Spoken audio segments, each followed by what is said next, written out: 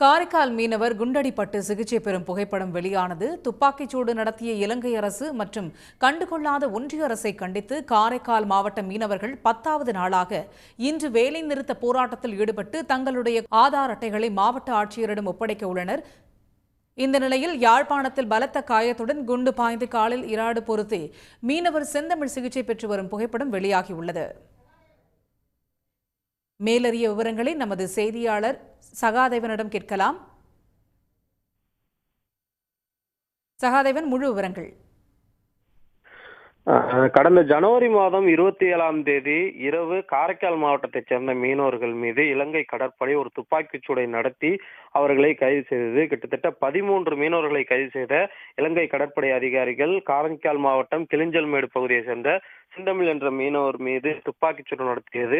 அப்போது செய்தி குறிப்பை வெளியிட்ட இலங்கை கடற்படையினர் மீனவர்கள் அத்துமீறி நடந்ததாகவும் அவர்களை கைது செய்வதற்காக லேசான துப்பாக்கிச்சூடு நடத்தி சிறு காயங்கள் ஒரு சில மீனவர்களுக்கு ஏற்பட்டதாகவும் செய்தி குறிப்பில் வெளியிட்டார்கள்.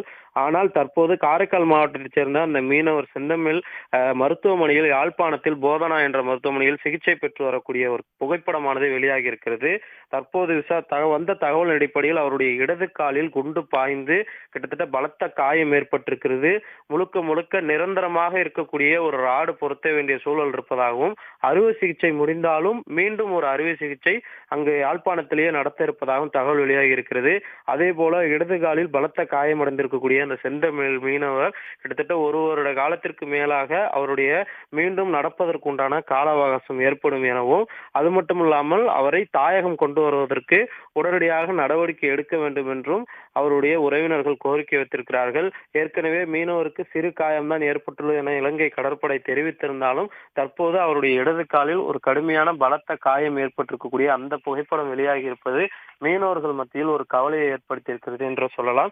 குறிப்பாக இன்றைய தினம் காரைக்கால் மாவட்ட மீனவர்கள் 10வது நாளாக வேலைநிறுத்த போராட்டத்தில் ஈடுபட்டு இன்று காலை 11 மணி அளவில் பேரணியாக மாவட்ட ஆட்சியரிடம் குடும்ப அட்டை மற்றும் ஆதார் அட்டைகளை ஒப்படைத்து தங்களுடைய எதிர்ப்பை தெரிவித்திருக்கிறார்கள்.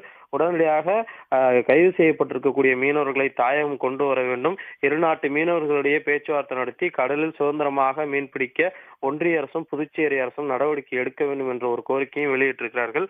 தற்போது இந்த மீனவருடைய புகைப்படம் வெளியிட்டிருப்பது மீனவர்கள் மத்தியில் ஒரு அதிர்ச்சியையும் சோகத்தையும் ஏற்படுத்தியிருக்கிறது. தகவலுக்கு நன்றி சகாதேவன்.